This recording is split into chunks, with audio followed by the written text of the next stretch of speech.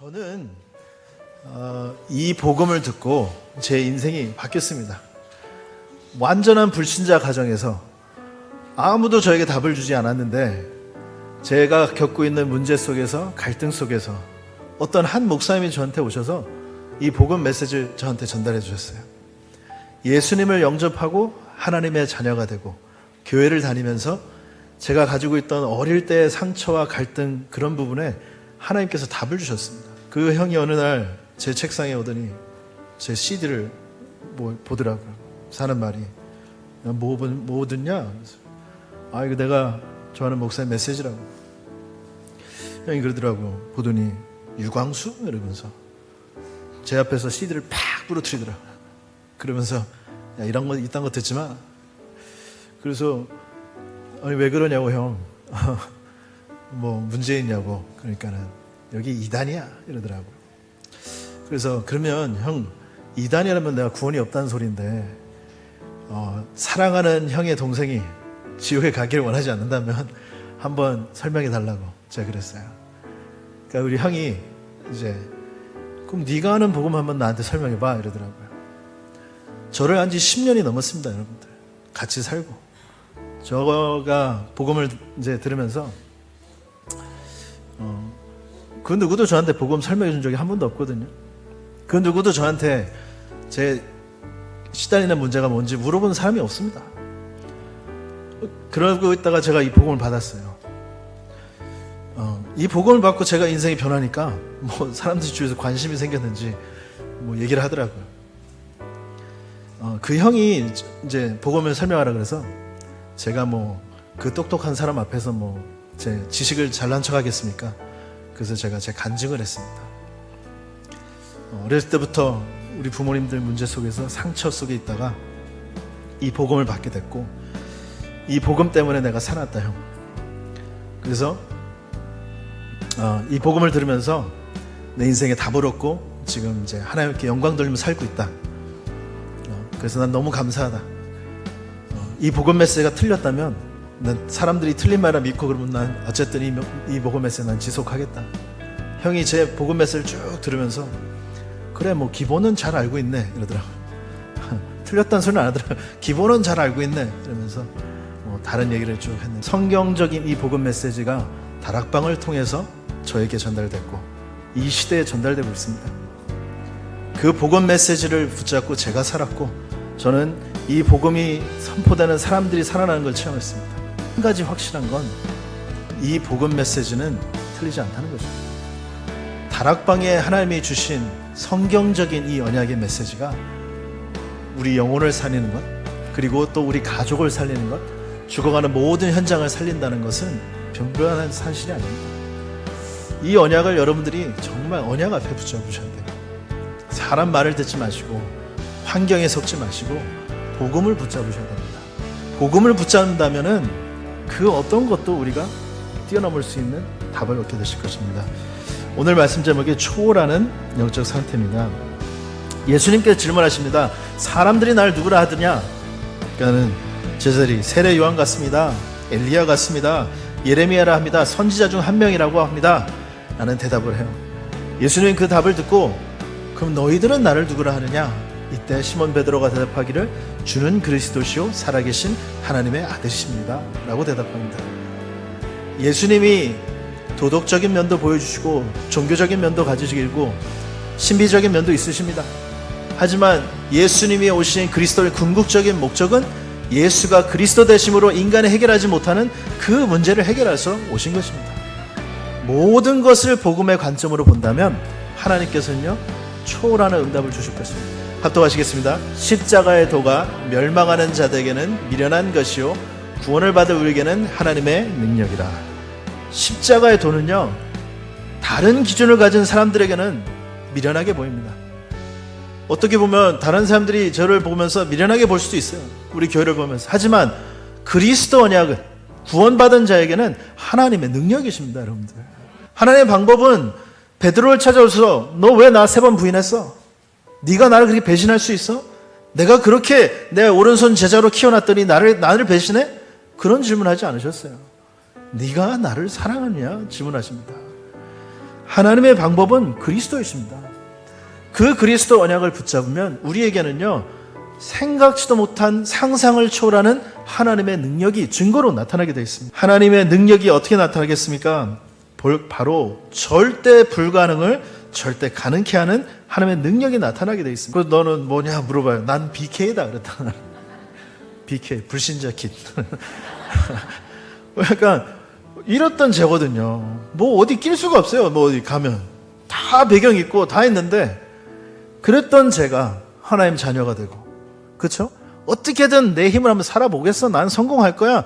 보란 듯이 내가 성공을 보여줄 거야 하고 열심히 살았거든요. 저도. 그랬던 제가 답 없이 무너지는데 복음으로 살아났고, 이 복음 때문에 하나님이 내 인생의 모든 길을 보여주셨습니다. 내 인생을 걸만한 절대 불가능했던 저를 절대 가능한 사람으로 바꾸신 것입니다. 이것이 하나님의 능력이십니다. 여러분도 다른 말과 생각과 환경에 속지 마세요. 오직 복음에만 집중하시면 돼요. 복음에만 집중하면 하나님께서는요, 그 복음 안에 있는 상상을 초월하는, 모든 환경을 초월하는 그 능력의 하나님이 여러분들 삶 가운데 증거로 나타나실 것입니다. 절대 치유 안 되던 저를 하나님께서 완전히 치유하신 것입니다. 무엇이 우리를 치유할 수 있을까요? 우리의 생각과 우리의 상처, 우리의 환경, 무엇이 우리를 치유할 수 있을까요? 예레미야적 사상이면 치유할 수 있을까요? 하나님이 원하시는 정말로 살리는 질문을 하셔야 돼요. 저번 주부터 쭉 얘기했습니다. 우리가 살리는 질문을 한다면 하나님 무슨 답을 주십니까? 살리는 답을 주십니다. 여러분들 죽이는 질문을 하면요, 가장 먼저 내가 죽어요. 너 왜 그랬어? 이거 뭐야? 환경 이거 뭐야? 왜 난 이런 가정? 왜 난 이런 교회? 그런 질문하면 내가 먼저 죽는다니까요. 여러분들, 내 영혼이 죽습니다. 내 생각이 복음이 아니기 때문에 거기에 사로잡혀서 내 영혼이 죽어요. 그 상태에서는 하나님의 말씀이 답으로 들리지 않습니다. 여러분들, 오직 복음만, 말씀만이 답입니다. 사람의 그 어떤 것도 답이 아니에요. 세상이 어떤 말을 해도 도움이 되지 않습니다. 그 누구도 여러분들 대신해서 살아줄 사람 아무도 없어요. 우리가 하나님 앞에서 말씀으로 답을 받아야 되는 것입니다. 주는 그리스도시요 살아계신 하나님의 아들이십니다가 나의 답이 돼야 돼요. 그 복음에 집중하면 내 영혼이 살아나는 것입니다. 정확한 인도로, 정확한 응답으로 하나님께서 답을 주실 것입니다. 하나님이 주신 방법을 믿어야 되는 것입니다. 하나님의 방법이 뭐라고요? 그리스도입니다. 그리스도. 십자가에도 그 그리스도를 믿는, 하나님의 방법 대신 그리스도를 믿는 축복 속으로 가야 되겠습니다. 너희는 그 은혜에 인하여 그 믿음으로 말미암아 구원을 받았으니 이것은 너희에게서 난 것이 아니요 하나님의 선물이라. 이 은혜마저도 하나님께서 여러분들에게 선물로 주셨습니다. 그리스도 대신 예수님을 믿고 이 복음의 축복을 누릴 수 있는 그 어마어마한 선물을 우리에게 주셨습니다. 여러분들, 우리 인생을 누가 인도하신지 아셔요? 그리스도, 하나님, 성령께서 우리와 함께 하시고 인도하십니다. 하나님 모르실까요? 지금 일어난 상황들을. 하나님이 눈을 감고 지금 막 답이 없어서 막 가슴 치고 계신가요? 답답해서? 정확한 계획과 정확한 말씀으로 인도하고 계십니다. 인간의 방법을 붙잡으면 우리는 살아남을 수 없습니다. 하나님의 방법을 붙잡으세요. 하나님의 방법을 잡으면 하나님께서 이미 준비하신 어마어마한 축복들이 내 눈에 보이기 시작합니다. 하나님의 방법으로 우리가 초월하는 응답 속에 있게 되는 것입니다. 베드로가 속던 상태, 깨닫는 상태, 또 초월하는 상태로 가게 됩니다. 예수님을 3번 부인하는 영적 상태에 있습니다. 주께서 돌이켜 베드로를 보시니 베드로가 주의 말씀 곧 오늘 닭 울기 전에 내가 3번 나를 부인하라 하심을 생각나서, 말씀으로 주셨잖아요. 너 나 3번 부인할 거야. 예수님께서 말씀하셨어요. 근데도 나는 아닙니다. 뭐 여기 있는 사람 다 부인해도 나는 아니라고 장담했거든요. 그게 말씀 안에서의 믿음의 고백인가요? 아닙니다. 자기의 어떠한 의지적인 고백이에요. 나는 그렇지 않을 거야. 나는 할 수 있어. 아까로 말했듯이 하나님의 방법이 아닌 사람의 방법입니다. 시몬 베드로가 대답하되 주여 영생의 말씀이 주께 있사오니 우리가 누구에게로 가오리이까. 예수님께서 살과 피의 귀한 복음의 메시지를 하십니다. 사람들이 못 알아들어요. 사람의 방법으로는요, 결국엔 나에게 도움이 안 되고 내 물질과 내 성공에 도움이 안 되면 돌아섭니다. 그게 사람의 방법이에요. 베드로가 이르되 주여 내가 지금은 어찌하여 따라갈 수 없나이까? 주를 위하여 내 목숨을 버리겠나이다. 목숨까지도 얘기합니다. 내 생명을 내놓겠습니다. 예수는 그리스도 모든 문제 해결자라는 복음의 메시지로 매일 듣지만 우리가 한 가지 봐야 될 게 있습니다. 혹시 내가 지금 이런 속은 영적 상태에 있지 않는지 좀 더 점검하셔야 돼요. 말씀과 언약과 성령의 인도로 모든 걸 재해석하셔야 됩니다. 그거에 사는 길이에요. 인간의 방법으로 모든 답을 찾기 시작하면 사는 길이 아닙니다. 언젠가 그 똑같은 문제가 나한테 와요. 인간의 방법을 해결 못할 만한 상태가 온다니까요. 그때는 무너지게 돼 있는 것입니다. 하나님은 인간의 방법이 아닌 하나님의 방법 대신 그리스도를 붙잡길 원하시는 겁니다. 하나님의 방법 대신 말씀의 답을 찾으셔야 돼요. 그리스도로 답을 찾아야지만 내 영혼이 살고 내 주변이 살고 모두가 살아나는 것입니다. 무너질 수밖에 없는 자기의 영적 상태를 보고 그래서 나는 그리스도로 답을 내린다 라고 얘기하는 것입니다. 나의 힘과 나의 능력으로 안 되는 그런 영적 상태를 봐야 되는 것입니다. 사단에 속을 수밖에 없는 나의 영적 상태를 봐야 되는 것입니다. 그래야지만 그리스도로 답을 내릴 수 있습니다. 낙심돼가지고 옛날 그 모습대로 그대로 돌아간 것입니다. 우리가 사건이 터졌습니다. 그 사건에 빠지면 안 된다는 것입니다. 불안이 올 수 있습니다. 그 불안에 사로잡히면 안 되는 것입니다. 잡히는 순간 사단의 올무에 걸린 것이에요, 여러분들. 무너질 수밖에 없는 내 영적 상태를 보고 그리스도로 답을 내는 것입니다. 누가 잘못을 하잖아요, 나한테. 그러면 생각하죠. 저 사람이 나한테 왜 저랬지? 그 사람이 나한테 진실된 사과를 하길 원해요. 근데 저는 제가 복음을 깨닫고 나니까 답은 나한테 상처 줄 사람도 문제가 되겠지만 상처받은 나도 문제고 어떻게 보면 똑같은 영적 상태예요. 답은 상대방에 찾는 것이 아닙니다. 복음에서 찾는 것입니다. 복음에서 내가 상처받을 수밖에 없는 내 영적 상태도 보고 상처를 줄 수밖에 없었던 저 영적 상태도 보면서 복음으로 답을 찾는 것입니다.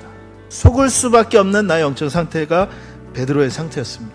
그런데 이제는 하나님의 은혜로 복음을 깨닫는 상태로 갑니다. 내가 나를 사랑하느냐? 예수님께서 질문하십니다. 그 질문에 베드로가 대답합니다. 내가 주님을 사랑하는 줄 주님께서 아시나이다.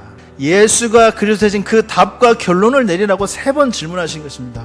무너질 수밖에 없도록 지식적으로 알던 그리스도가 아닌 어떤 문제와 현실도 초월할 수밖에 없는 참된 그리스도는 나를 알으라는 것입니다. 마태복음 16절에 도덕적인 그리스도가 아닌 종교적인 율법적인 신비적인 그리스도가 아닌 참된 그리스도 대신 선지자, 제사장, 왕으로 오신 그 그리스도를 정확하게 알라는 것입니다. 내 어린 양을 먹이라 말씀해 주세요. 말하자면 이 귀한 사명을 저는 얘기 안 해요, 베드로한테. 왜? 말해도 못 알아들으니까. 아무리 말해도 이거대로 응답받지 못하니까 말을 안 하세요. 하지만 이제 그리스도를 정확한 믿음의 고백으로 합니다. 이제야 비로소 하나님께서 사명을 주시는 거예요. 내 어린 양을 먹이라. 이제 우리 무너져 있는 렘넌트를 살려라, 이 메시지를 주시는 것입니다. 어린 양을 먹이라. 언제 감당할 수 있습니까? 예수가 그리스도이신 이 복음이 나의 복음이 될 때 가능한 것입니다. 하나님의 방법 대신 그리스도를 붙잡을 때 속지 않고 이 복음을 깨닫는 축복을 얻게 되는 것입니다. 이 말씀을 하시면 베드로가 어떠한 죽음으로 하나님께 영광을 돌릴 것을 가르치심이로라. 이 말씀을 하시고 베드로에게 이르시되 나를 따르라 하시니 어린 양을 먹이라. 어느 정도요? 네 인생을 드릴 만큼 부활하신 그리스도에 대한 답과 결론을 내렸을 때 초월하는 영적인 상태에 오게 되는 것입니다. 사도행전 4장 12절 말씀 우리 합독하시겠습니다. 다른 이로서는 구원을 받을 수 없나니 천하 사람 중에 구원을 받을 만한 다른 이름을 우리에게 주신 일이 없음이라 하였더라. 그만큼 베드로가요 복음을 누리고 이제는 문제를 보이지도 않아요. 이제는 초월하는 응답 속에 있게 되는 것입니다. 죽음이 오는데도 담대할 정도로 초월합니다. 유일한 응답까지도 발견합니다. 그 현장에 예수님께서 언제 내 양을 먹이라고 메시지를 주실까요? 여러분들이 속지 않고 복음으로 답 내릴 때, 문제 속에서 어느 정도 응답을 주십니까? 전도와 선교로 연결될 정도로 응답을 주시는 것입니다. 제가 복음의 답을 내리고 응답받으니까 저만 삽니까? 제가 가는 현장에 전도의 응답이 일어나고 선교의 문이 열리고 여러분들과 함께 이제 앞으로 2, 3, 7, 5천 살의 응답들이 반드시 있을 거라 믿습니다. 초월하는 영적 상태로 응답받아야 되겠습니다. 물론입니다. 이런 초월하는 응답을 가지고 우리가 무엇을 해야 되겠습니까? 현장을 살리는 주인공의 응답을 누리셔야 되겠습니다. 문제가 옵니까? 그 문제 속에서 하나님께 영광을 돌리는 주인공이 되세요. 그 문제 속에서 죽어가는 주인공이 아니라 영광 돌리는 주인공 되시면 됩니다. 어떤 갈등이 와도 모두를 살리는 주인공으로 응답받으시면 됩니다. 그 위기 속에서 시대를 살리는 주인공의 응답을 받으시면 되겠습니다. 렘넌트들이 살아나고 모든 중직자가 살아나고 다민족을 살려서 2, 3, 7, 5천까지 살리는 그 일을 향해 도전하는 광야빛 교회가 되기를 언약으로 붙잡고 승리하는 축복 누리시기 바랍니다.